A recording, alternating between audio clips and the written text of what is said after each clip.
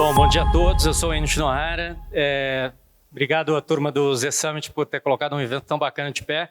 E acho que esse painel vai ser bem interessante porque são 3 especialistas que atuam em 3 classes de ativos bem distintas. Acho que o Rodrigo falou bem sobre o cenário, é um cenário extremamente desafiador para todos nós, na verdade, porque a gente enfrenta hoje uma situação que tem juros reais altos, tanto aqui no Brasil quanto lá fora. Então, a gente espera ouvir de vocês um pouco como é que a gente vai ganhar dinheiro nesse tipo de cenário. Antes de começar o bate-papo, então, se vocês puderem se introduzir, falar um pouco de vocês e também das gestoras que vocês representam. Vivian, pode começar com você.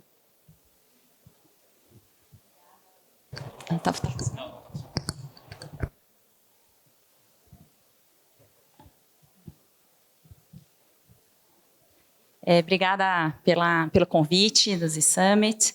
É um prazer estar aqui. Represento a Ibiúna, sou gestora co-CIO da estratégia de crédito. O Rodrigo já falou um pouquinho da diversificação e das estratégias da casa. Estou lá há quase 4 anos e no mercado trabalhando com produtos de crédito e crédito há mais ou menos 22 anos.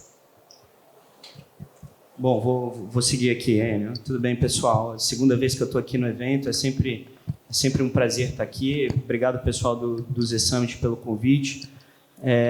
Trabalho no BTG Pactual, fiz minha carreira inteira lá, entrei lá como trainee. Fiquei alguns bons anos no back-office do banco, e aí depois eu vim para a parte de front office. Atualmente, estou liderando essa parte de estratégia de ações globais do banco. A gente tem crescido a nossa pegada de ações globais. Obviamente, o BTG Pactual tem uma pegada muito forte já, Latam, mas a gente está crescendo também a nossa marca internacionalmente. Então, o nosso escritório de Miami tem crescido bastante. Também a nossa pegada na Europa também está bem maior, então a gente tem crescido esse front e é onde hoje eu tô tocando a lojinha lá. Bom dia. Queria agradecer o convite do Z Summit. É sempre um prazer estar com um público novo. E meu nome é Dinei, eu comecei no mercado financeiro na metade dos anos 80, ainda quando estava na faculdade. Depois que eu me formei, eu ainda fiquei mais 5 anos trabalhando em bancos e instituições financeiras. Depois de 5 anos aqui, eu fui para Nova York, trabalhar em bancos de investimento, em Wall Street. Fiquei lá 15 anos, voltei no meio dos anos 2008, foi o meu primeiro ano de volta aqui. Em 2011, eu fundei, junto com outros profissionais que também já estavam no mercado financeiro há bastante tempo, a Apex, que é uma gestora de fundos de ações. E estamos aí agora com 12 para 13 anos de vida. Maravilha. Vamos começar o bate-papo puxando justamente a questão dos juros reais altos, né? Eu costumo brincar que juro real alto é que nem o maratonista queniano, né? É muito difícil competir com ele. Eu queria ouvir um pouco de vocês, como é que a gente consegue bater o maratonista queniano em cada uma das classes de ativos. Vivian, se você puder começar. Está funcionando agora? Boa. É difícil, mas acho que na mesma tônica do que já foi falado, a diversificação é muito importante e o que eu sempre digo é que, independente de se estamos falando de um título soberano ou corporativo, a taxa está alta por um motivo, né? Pode ser técnico, pode ser fundamento. Então, se a gente imaginar que estamos falando de que o Brasil vai dar super certo, ele não vai manter um juro real tão alto, e se for por um outro caminho em que o fiscal deteriora muito ou o risco político aumenta muito, ele vai para um risco de crédito e de default muito maior, né? Então, acho que tem que ter isso em mente e entender que não é o CDIzão / juro real alto que você tem que colocar todas as suas fichas, né? Tem um motivo. E aí, falando do crédito, especificamente o Ibiúna Credit, que é o nosso fundo um pouco mais conservador, o target dele é entregar CDI mais 2 líquido no longo prazo. Então, esse 2% de prêmio, né, de spread adicional ao longo do tempo, capitalizado no longo prazo, ele traz um alfa relevante para a carteira, né, e aí isso sempre com uma mentalidade de longo prazo, não curto prazista. Então, eu acho que para todo investidor, crédito, e aí tem vários tipos de crédito e liquidez que vocês podem escolher, mas tem que compor um pedaço da carteira de todo investidor. Então, acho que a mentalidade seria essa, mas obviamente não é 100% em crédito, não é 100% em ações, não é 100% em multimercado. Devagar e sempre, né? Devagar e sempre. Eu acho esse ponto que você tocou, né, Enio, ele é bem importante e tem várias nuances. A gente conseguiria analisar ele do ponto de vista de competição entre classes de ativos, de competição de setores dentro da própria bolsa, de como as carteiras elas saíram de um perfil de long duration no juro zero para você adicionar um pouquinho mais de uma duração um pouco mais curta, com juro um pouco mais alto. E lembrando, né, acho que todo mundo aqui acompanha o mercado de alguma maneira ou de outra, e nos últimos 4 anos a gente teve basicamente tudo que a gente não tinha nos últimos 100 anos. A gente teve uma pandemia, a gente teve guerra no leste europeu, a gente teve um geopolítico bastante estressado. Em um ano parecia que era o ano de você ter toda a tua carteira em energy, no outro ano você não podia ter nada em renda fixa. E na verdade, aí eu faço coro com o que a Vivian acabou de falar. Você tem que ter uma diversificação entre os seus ativos, porque acertar esse timing do mercado ele é muito difícil. Hoje, e aí exemplificando, a gente tem uma alocação importante nos portfólios e algumas temáticas dentro do que a gente olha para equities que são muito importantes, mas obviamente sem esquecer a nossa alocação macro em termos de classe de ativos, o que a gente tenta sempre ser muito disciplinado. E aí, obviamente, dentro de cada uma das caixinhas, renda variável, renda fixa, alternativos, a gente faz desvios táticos, fica ou sobrealocado ou subalocado em determinados setores, em determinadas ações, em determinadas temáticas, para conseguir, de alguma maneira, competir com esse corredor que o Enio citou. Dinei, qual que é a solução para bater o maratona queniano? Tem solução. A gente sempre diz que os Estados Unidos é o país do S&P, né? e o Brasil é o país do CDI. Mas, se você olhar de forma específica, o Brasil, por ser um país emergente, em crescimento, em que falta um pouco de tudo, ele oferece muitas oportunidades de investimento em ações, em empresas, né, que podem estar em setores os mais diferentes. Então, acho que o que a Bolsa oferece é essa oportunidade, primeiro, se você investe numa empresa, de você ser um pouco dono dessa empresa, né? Ser um pouco como um acionista, mesmo que seja minoritário, você está olhando para um negócio que tem vida, né? Tem funcionários, tem estratégia, tem produtos, então tem uma série de aspectos aí muito interessantes de se acompanhar. E quando a gente olha para investimento em bolsa, talvez não de forma geral, mas de forma específica, e aí até a importância de estar se dedicando a esse investimento, né? Investimento em bolsa não é mais aquele que você investe numa empresa e vai deixar as ações para o seu neto, né? Hoje em dia é um mercado extremamente dinâmico, mesmo no S&P, nos Estados Unidos, que é o país da bolsa, a vida média das empresas é de 20 anos apenas. Então, é um investimento que é importante, quando investir, estar acompanhando de perto. Não só se você fizer um investimento direto, mas se você usar também um fundo como o nosso, ou um gestor, porque ele é bastante dinâmico. Então, sim, as empresas tendem a conseguir oferecer um retorno que é maior do que o CDI. E por isso que nós, quando estamos definindo quais empresas investir, uma das coisas que nós levamos em consideração é esse CDI, né? Então, o negócio em que nós estamos investindo, essa empresa tem que ter implícito, né, na proposta da empresa um retorno maior do que o CDI. Senão, não faz sentido, né? Melhor ficar no CDI que te oferece menor risco. A gente vai voltar daqui a pouco depois para essa questão de quais setores que vocês gostam mais, mas eu queria só puxar um gancho e falar um pouco de prazo, né, de longo prazo, porque a gente sempre, acho que todo mundo aqui da plateia está cansado de ouvir dessa história que para investir você tem que mirar o longo prazo, etc, né?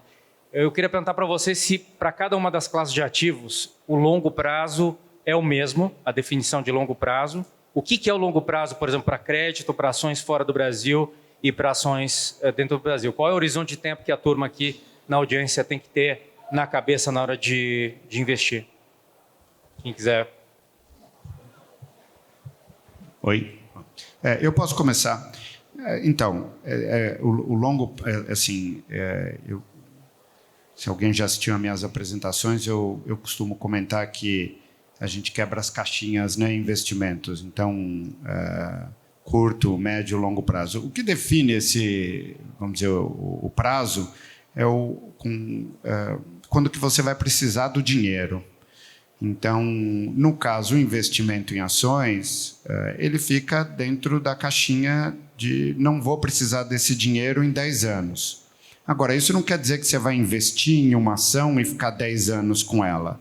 Porque é como eu disse, né? Se as empresas duram, em média, 20 anos nos Estados Unidos, que tem uma economia muito mais estável, é importante que você, investindo, você sempre esteja ativo e acompanhando os investimentos que você tem.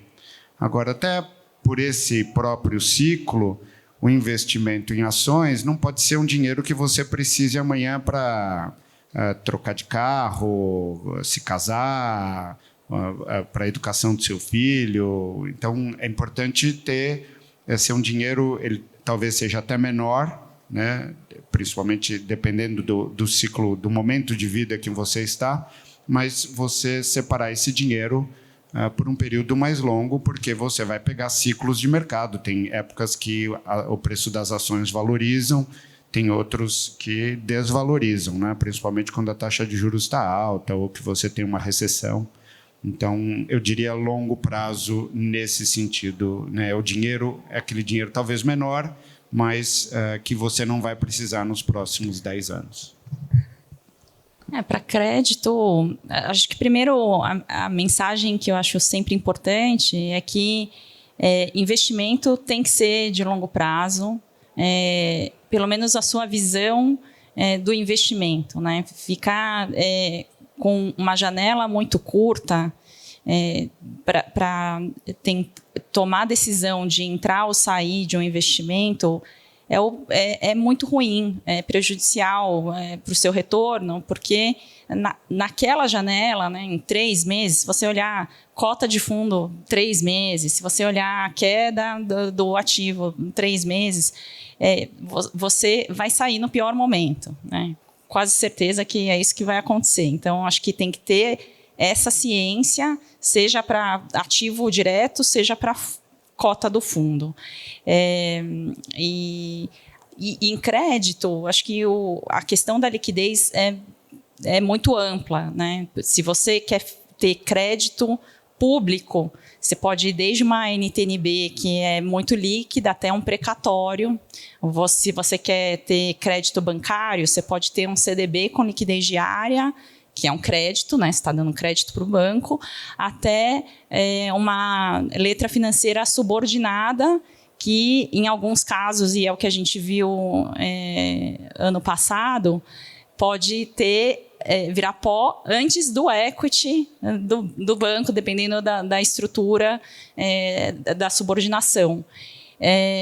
Se você quer ter um crédito corporativo, você pode ir desde um AAA que tem liquidez, uma debenture que tem liquidez no mercado, até um special seats, né, um case bem estressado que você não vai conseguir vender a qualquer momento, né? E assim por diante. Se você quiser ter uma estrutura de FDIC com carteira pulverizada, você pode fazer isso com créditos de recebíveis de cartão que tem um risco sistema bancário, né? Até créditos pulverizados de produtor rural muito específico, com uma concentração de região, por exemplo, grande. Então, e que vai ser muito menos líquido do que você tentar sair de um FDIC com baixo risco. Então, isso é importante também, porque vai definir um pouco o horizonte do tempo que você vai querer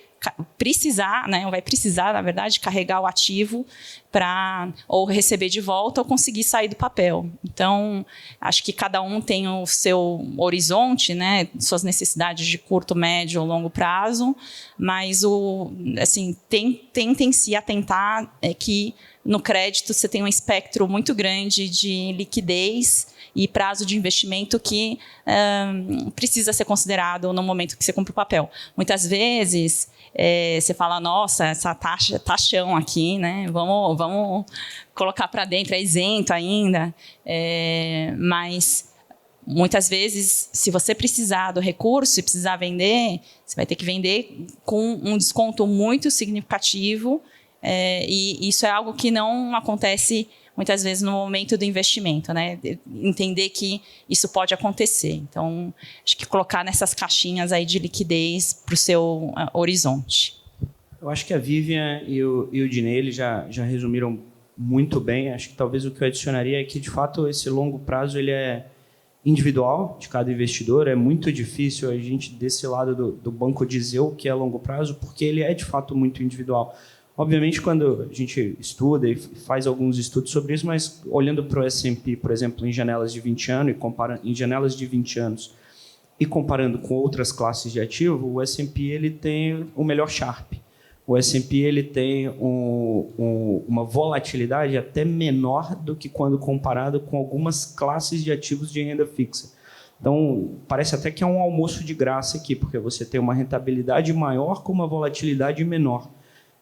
A grande questão e a grande dificuldade para cada um dos investidores é, às vezes, o período que você tem que esperar para atingir esse resultado. E aí, eu falei no começo da frase, mas geralmente a gente passa despercebido disso, foram janelas de 20 anos. Então, a gente está em 2024, seria até 2044. Se a gente pega a janela de 2000 a 2020, por exemplo, o S&P performou super bem. Super bem. Quase 6 vezes o retorno do seu $1 que você tivesse colocado nos anos 2000, você teria 6 vezes o retorno. Mas de 2000 a 2009, você teria saído perdendo.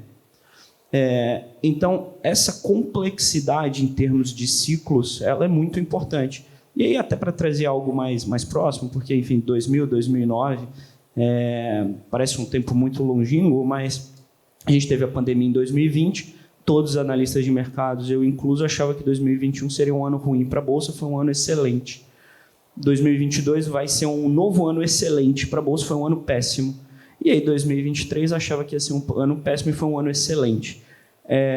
Então, basicamente, foram 3 anos extremamente difíceis que quem alocou em 2020 tirou o dinheiro inteiro na pandemia. Aí, em 2021, quando a Bolsa estava subindo 16%, 17%, falou, poxa, eu vou alocar em Bolsa, alocou. Em 2022, a Bolsa estava caindo 20%.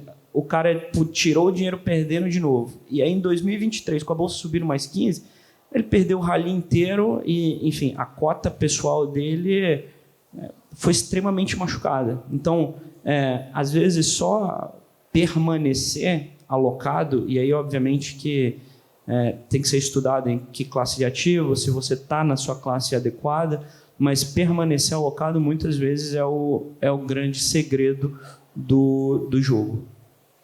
Antes de passar para a próxima pergunta, só um comentário, porque na verdade esses 3 especialistas que vocês estão escutando, eles na verdade representam meramente ângulos diferentes para investir em empresas, né? Porque crédito é um ângulo basicamente para você investir em empresa, você está emprestando dinheiro ao invés de ser o acionista daquela empresa, e o Vitor e o Dinei representam o investimento diretamente no capital, no equity das companhias. Mas, na verdade, os 3 aqui são focados em avaliar empresas sob ângulos um pouquinho diferentes. E não vamos esquecer da parte de investimento em equity e líquido, né, das empresas de capital fechado, que é o Private Equity. O Private Equity Venture Capital, que também é uma outra forma de você investir em empresas, né? Então, toda essa discussão de prazo, na verdade, no caso deles três, é vinculado estritamente a avaliar empresas, né? Seja crédito, seja equity. Bom, vamos passar... Uma outra pergunta que eu queria passar para vocês aqui, e acho que vocês comentaram um pouco sobre isso, é que, na verdade, não só vocês tentam atuar e ganhar dinheiro em crédito, ações aqui e lá fora, mas também superar os índices de referência, né? Porque qualquer investidor aqui, ou qualquer um de vocês, pode investir em crédito, bolsa no Brasil, bolsa fora, através do que a gente chama de gestão passiva, né? ETFs ou fundos, índices que são vinculados ao comportamento do mercado como um todo. Mas os três aqui tentam, na verdade, superar esses índices, né? Então, se vocês puderem comentar um pouco qual é a vantagem para a audiência aqui de investir em gestores ativos nas respectivas classes. Eu posso começar. Eu acho que de novo, né? Eu acho que os últimos 3 ou 4 anos, e na verdade eu vou até voltar um pouco, nos últimos 10 anos, talvez você tenha visto esse surgimento de ETFs de uma maneira bastante relevante. E o que, na nossa visão, é muito bom. Basicamente, o ETF ele te dá uma possibilidade de investir em uma determinada classe de ativo ou numa temática específica a um custo, em geral, menor. Mas quando a gente olha o mundo da maneira que ele se desenhou nos últimos 4 anos, a gestão ativa, ela, sem dúvida nenhuma, ela se torna completamente pertinente. Até porque, quando você investe no ETF, você não tem um acompanhamento de alguém a todo momento olhando ou não a sua cota, se você deveria estar investido ou não deveria estar investido. E aí posso dar, por exemplo, enfim, o nosso próprio caso lá no banco. Ultimamente, a gente tem estado bastante otimista com a temática de inteligência artificial.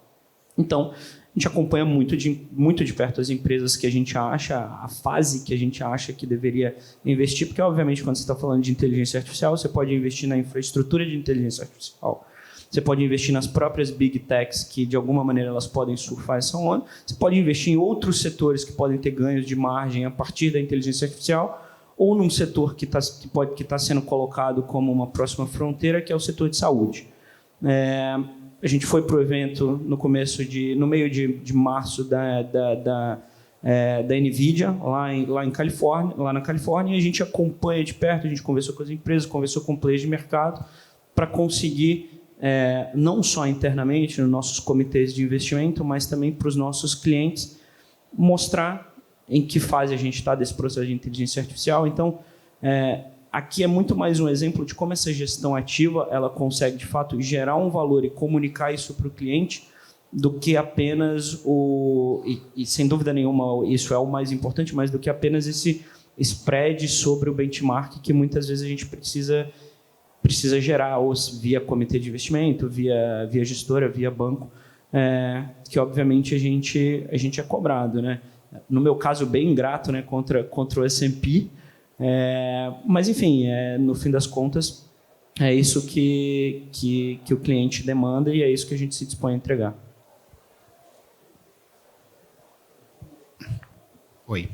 Como eu comentei, as empresas em que nós investimos são organismos vivos, né? Eles têm pessoas, têm produtos, têm estratégias, e o investimento passivo ele não permite que você necessariamente esteja prestando atenção nisso da melhor forma.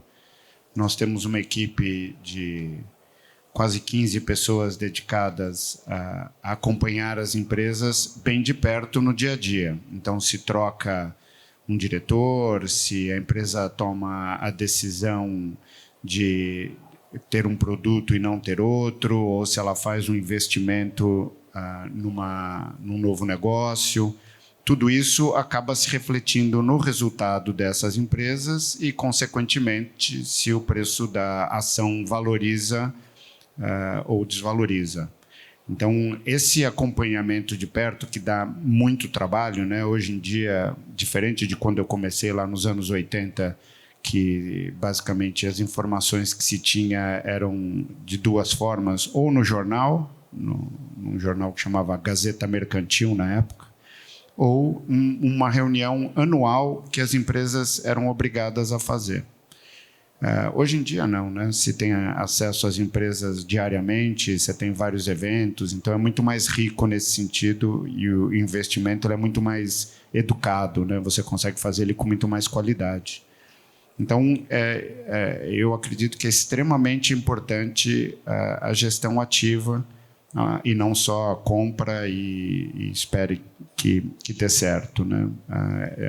A gestão ativa ela te permite estar tendo opiniões em relação às várias empresas e se eu quero ter essa, não quero ter aquela. Quando você compra um índice, você compra aí um apanhado de empresas de acordo com uma determinada regra que se pré-estabeleceu.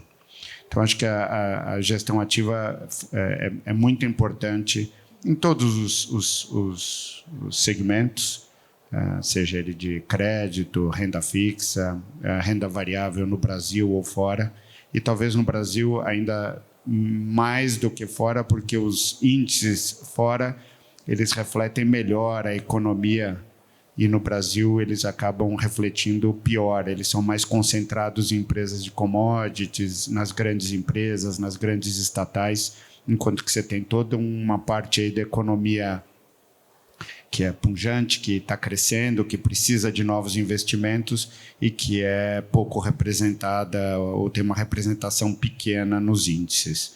Então, você pega uma estatal, muitas vezes elas representam 10% do índice, mais ou menos, enquanto que uma empresa de construção de moradias de baixa renda, que é algo que o Brasil precisa muito, significa 2%.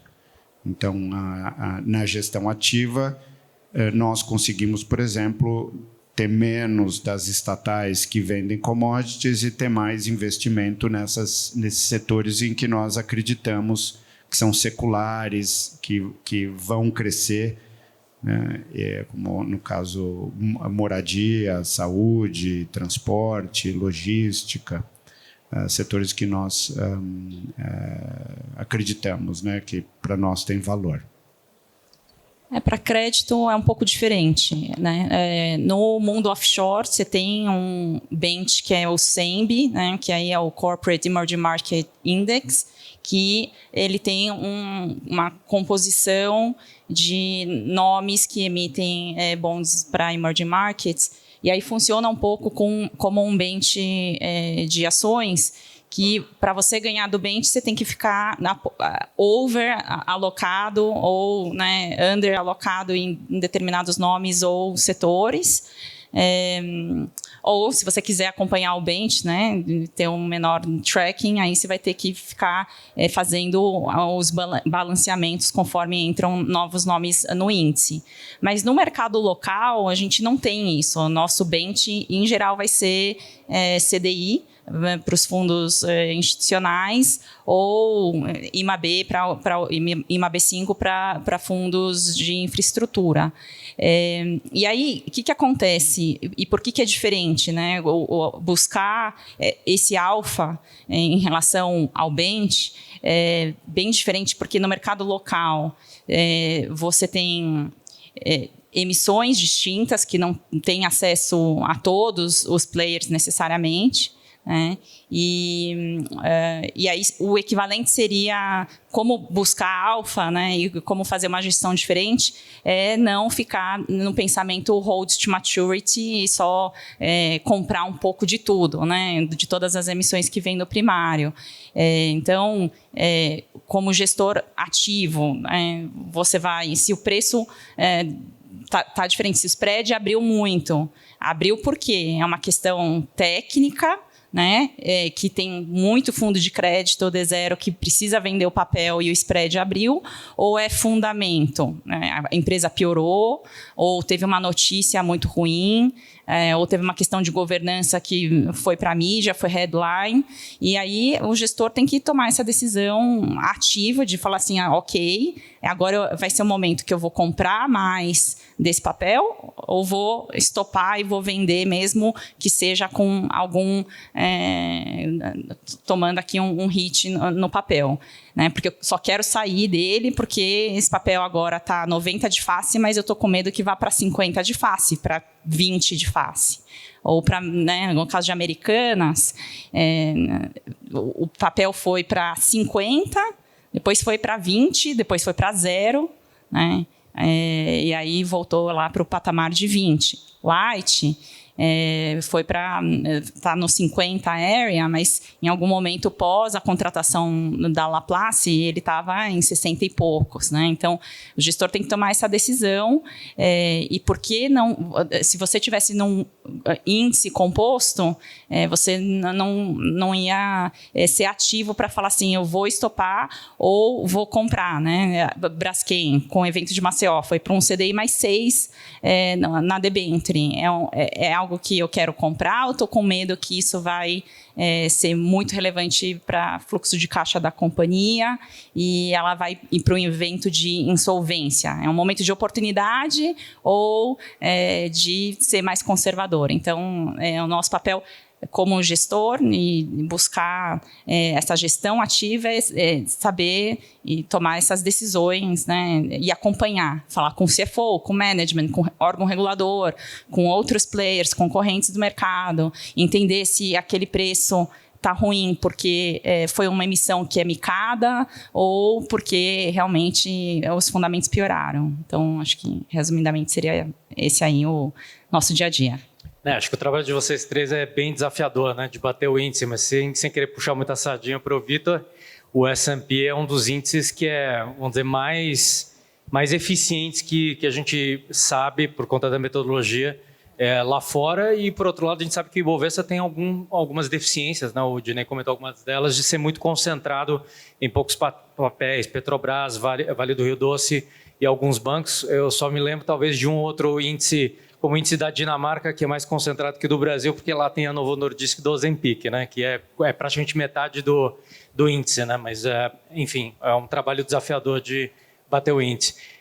Mudar um pouco o foco da pergunta e perguntar para vocês qual dica que vocês dariam para o público aqui, porque há um tempo atrás a gente também estava na audiência também. Qual dica que vocês dariam para o jovem investidor que está nos ouvindo hoje?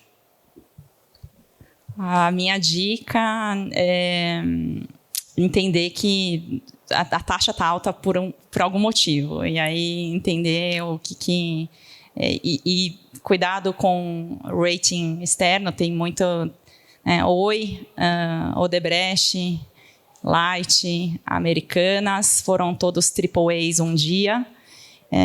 Então, acho que entender que a concentração muito específica num papel que paga muito é perigoso.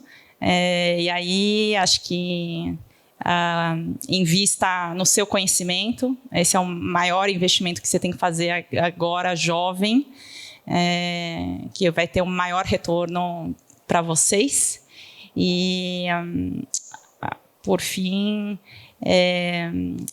tentar pensar no longo prazo e trocar consumo hoje para investimento e pensando no longo prazo. Legal. Acho que do meu lado, e aí obviamente vou também puxar a sardinha para o meu mercado, mas é algo que a gente acaba vendo muito, é que a diversificação geográfica, enfim, no Brasil o investimento em bolsa ele já é muito pequeno, lá para fora ele é ainda menor, e 10 anos atrás, 15 anos atrás era muito mais difícil você ter essa diversificação geográfica. A burocracia era muito maior, o paperwork era muito maior para você conseguir ter essa diversificação geográfica. Hoje é muito mais fácil, e aqui no Brasil a gente tem companhias excelentes, mas lá fora a gente tem talvez as principais companhias globais. Então, é difícil você ter uma competição, principalmente quando a gente está falando em termos de índice ou em termos dos principais produtos, em termos de tecnologia. Então, essa diversificação geográfica, eu acho que no longo prazo ela adiciona muito valor para o portfólio de cada um de nós. Em relação a talvez algo que eu tenho sentido um pouco de falta, e aí talvez eu até seja egoísta em dar isso de dica, mas talvez um pouco mais de resiliência dos jovens no mercado de trabalho. Eu acho que a carreira de todo mundo ela é marcada por altos e baixos. Em alguns momentos você está melhor, em outros momentos você está pior, como os investimentos. E permanecer num local ou permanecer fazendo alguma coisa por um período de tempo, isso rende frutos. A vida como um todo ela é composta de juros compostos. Então, se você fica mudando o tempo inteiro de lugar, você está o tempo inteiro cortando os teus ganhos. Permanecer em um local por algum tempo gera muito fruto, e não só fruto do ponto de vista de conhecimento, mas do ponto de vista das pessoas te conhecerem, de você saber uma atividade, de você ter mais confiança. Então, acho que talvez a dica de soft skill, esquecendo um pouco o mercado, mas de soft skill seria um pouco mais de resiliência. Não é permanecer num lugar que esteja ruim para sempre. O barco está afundando e você vai ser o último. Não é isso. Mas também não sair por qualquer coisa ou por qualquer proposta. Enfim, eu acho que acho que talvez essa seria uma segunda dica que eu ousaria dar aqui. Boas dicas. Não, a minha dica acho que tem a ver com o estômago. Eu acho que nesses 30, quase 40 anos que eu estou no mercado financeiro, a melhor coisa que me aconteceu foi aprender que cada pessoa tem um estômago diferente para investimentos. E você conhecer o seu próprio estômago leva tempo, bastante tempo, e experiências, né? Então, quanto mais cedo vocês começarem a investir, melhor. Porque você vai investir, vai entender se você perde o sono com aquele investimento, se aquele investimento é grande demais, ou se ele... É difícil achar que ele é pequeno demais. Normalmente a gente perde sono com um investimento grande que te acorda no meio da noite. Mas eu diria isso, que assim, entender o seu estômago. Cada um tem um estômago diferente e uma propensão ao risco diferente. Às vezes, uma coisa que me preocupa, de repente não preocupa o Enio. Então, é importante entender aonde que pega. O que isso vai te permitir? Isso vai te dar resiliência para você poder ficar nos investimentos mais tempo. Se você acerta o tamanho do seu investimento, você dá mais tempo para o seu investimento funcionar, dar certo e te dar um bom retorno. A pior coisa que tem é você ter uma posição, um investimento grande demais errado, começa a te tirar o sono, você sai do investimento e no dia seguinte ou alguns meses depois a tendência muda, o ciclo muda e era um bom investimento, você sabia disso, mas você tinha o tamanho errado do investimento. Então, o que eu diria como dica é isso, preste atenção no seu estômago, o que tira o sono de vocês. Eu não vou resistir e dar uma dica minha também para vocês, mas eu acho que é o melhor investimento que vocês podem fazer em vocês mesmos.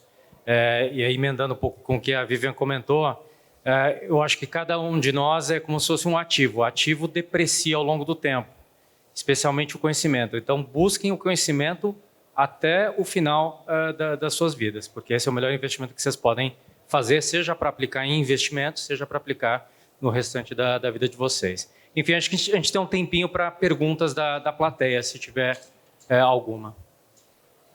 Não sei se tem microfone aqui, senão eu passo aqui. Obrigada, Vivian. Bom dia, meu nome é Isabela, trabalho no BTG. Gostaria, já pegando o gancho do que você tinha falado sobre conhecimento, queria a dica de vocês de veículos que a gente pode acompanhar o mercado, tanto de crédito, de ações, porque hoje a gente tem acesso a tantas informações, mas qual seria o foco de vocês? Vocês têm podcasts, vocês acompanham Bloomberg, enfim, dá um foco mais, um direcionamento para os jovens daqui do que a gente pode acompanhar para ter mais conhecimento. Posso começar, dado que ela é do BTG? Então, vou começar. Bom ver você aqui. Cara, eu acompanho bastante alguns podcasts, mas eu tento ser seletivo com o que eu com os que eu acompanho.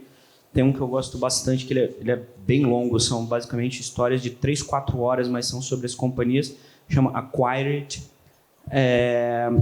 Também acompanho bastante newsletter de lá fora e aí tento filtrar. E essas newsletters, elas são muito boas porque você recebe elas no teu e-mail, né? Então, basicamente, quando eu chego de manhã no trabalho, a primeira coisa que eu faço é dar uma olhada a fundo nessas newsletters no meu e-mail e ver o que está interessante ou não. Tem várias que resumem o mercado, várias que falam de notícias em geral.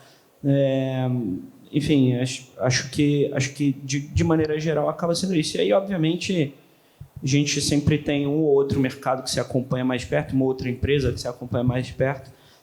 Mas eu acho que aqui, quando você começa a buscar essas coisas, naturalmente vão surgindo outras. E, sinceramente, vai pôr no teu e-mail lá. Se você não gostar, você joga para a caixa de spam depois. Então, eu tento me atualizar assim. Eu leio o jornal ainda. Eu, antes de chegar no trabalho todo dia, eu leio o Financial Times, Wall Street Journal, o New York Times, o Valor aqui no Brasil. E ainda tem algumas coisas que saem em Folha, Estado, Washington Post. Então, tem muitas dessas publicações tradicionais com muita qualidade hoje em dia. Muita gente boa publicando nesses jornais. Então, você tem a notícia, mas também tem análise. E hoje, como eu comentei, se lá atrás, nos anos 80, 90, você ter acesso à informação era difícil, hoje em dia se tem muita informação. Então, a questão toda é fazer um pouco do que o Vitor comentou, você, ao longo do tempo, também vai depurando isso. Tudo isso parte do seu processo aí de desenvolvimento. Mas tem muita publicação das próprias gestoras, né? Nós temos uma carta, todas as outras gestoras têm cartas também. As gestoras nos Estados Unidos, hoje em dia, também têm cartas. Então, você tem que ir lendo e falando, essa eu gostei, essa eu não gostei. E aí, então, porque você também não tem todo o tempo do mundo, né? Na parte de crédito, eu acompanho... primeiro, acho que, só comentando, o ler jornal e estar atualizado e ter opinião sobre os eventos é imprescindível se vocês querem trabalhar no mercado financeiro, né? Não existe essa de só escutar podcast e você tem que ter opinião. Acho que isso é importante. Segundo, as cartas da IBU, eu gosto bastante, porque saem sempre no primeiro dia útil do mês e é uma página só. Está no site. Então, é um resumo razoavelmente rápido e updated aí, mensalmente. E a gente fala das principais estratégias e do que aconteceu no mercado de crédito em geral. E também tem um podcast que eu gosto muito, que chama The Memo, que é do Howard Marks, que ele também comenta as cartas dele e que são realmente, para crédito, uma lição. E ele sempre faz referência a crises anteriores e uma visão assim muito, muito boa. Acho que essas são minhas recomendações. Acho que tinha uma outra pergunta aqui na frente. Oi, bom dia, tudo bem? Meu nome é Maria, muito obrigada por vocês se disporem a estar aqui. Bom, a minha pergunta é a respeito do investimento de longo prazo. Como que vocês enxergam o fenômeno que aconteceu durante a pandemia nos Estados Unidos, que a gente teve um excesso de liquidez e, por conta disso, a gente teve a emissão de vários IPOs, principalmente na parte de tecnologia, que a gente viu muita coisa, na parte de inteligência artificial. E agora a gente vê que essas empresas elas não performaram, muitas delas, algumas sim, claro, como a gente esperava. Como que vocês veem esse investimento de longo prazo em setores de tecnologia e como identificar se isso é uma onda do mercado e se a gente deve encerrar o ciclo de investimento em empresas que elas acabam tendo uma volatilidade maior do que a gente esperava? Pergunta fácil essa.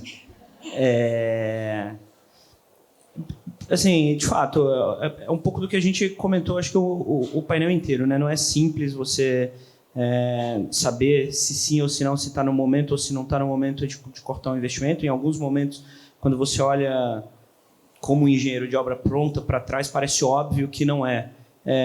Obviamente, a gente tenta sempre ter algumas bússolas e entender um pouco do que está acontecendo no mercado. Porque os dois lados eles são verdadeiros, né? Tanto quanto o investimento performa mal, mas um investimento que a gente já tem desde outubro de 22 é a NVIDIA.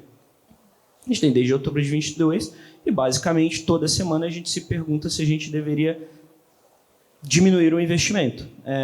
O que é muito difícil de fazer, porque, de fato, é uma tendência muito nova, é algo muito novo. A gente ainda tenta entender, de fato, como é que as empresas, mercados, em geral, conseguem usar essa nova tecnologia. Então, quando você traz o evento de 21 e o que aconteceu e toda essa liquidez emitida pelo Fed, de fato, isso aconteceu por algo específico da Covid. Obviamente, você tem um excesso de liquidez com taxas de juros próximas de zero, reais negativas. Você torna o mercado basicamente sem alternativa, né? Até o mercado gosta dessas siglas, Magnificent Seven, China, There is no alternative. Então, o mercado sentia que não tinha alternativa, foi todo mundo para equity. Algumas empresas que, obviamente, não tinham qualidade, meme stocks em geral. E aí, obviamente, quando você faz um movimento como o Fed fez, subindo quase 500 bips de juros em 12 meses, praticamente, obviamente, várias dessas companhias que não tinham qualidade, fica claro que elas não tinham. Então, eu sei que eu rodei aqui o mundo inteiro para tentar responder a tua pergunta, mas, no fim das contas, a gente tenta analisar bastante, estudar bastante, entender o que faz e o que não faz sentido, e aí, até para tentar te explicar um pouco do mercado de hoje, como é que a gente está vendo, até porque daqui a um ano a gente tem o Z-Summit de novo e aí você me cobra, mas quando a gente olha hoje para o S&P, né, vez ou outra a gente vê um headline de bolha, de que está muito caro e de que você não deveria ter o S&P negociando nesses patamares. Na nossa visão, a gente acha que o S&P ele tem passado por transformações estruturais. Acho que tecnologia vai ser um setor mais importante. Se tecnologia for um setor mais importante, que é um setor que tem um ROI, retorno sobre o patrimônio mais alto, e um PI também mais alto, dado o ROI mais alto, o PI da Bolsa ele deveria ser mais alto mesmo. Então, a gente não concorda com essa retórica de bolha. A gente acha que o S&P, na verdade, ele está basicamente bem precificado. E aí, os setores que hoje a gente mais gosta na Bolsa Americana o financeiro, tecnologia e de saúde. Não. Muito rápido. Eu até peguei aqui o nome do vídeo. É um vídeo do Ray Dalio, que chama How the Economic Machine Works, que aí ele explica e explora um pouco essa questão de ciclos / visão de potencial bolhas, que eu acho que é legal você assistir também. Acho que o nosso tempo acabou, mas a turma vai estar aqui depois para falar com vocês. Você quer encerrar?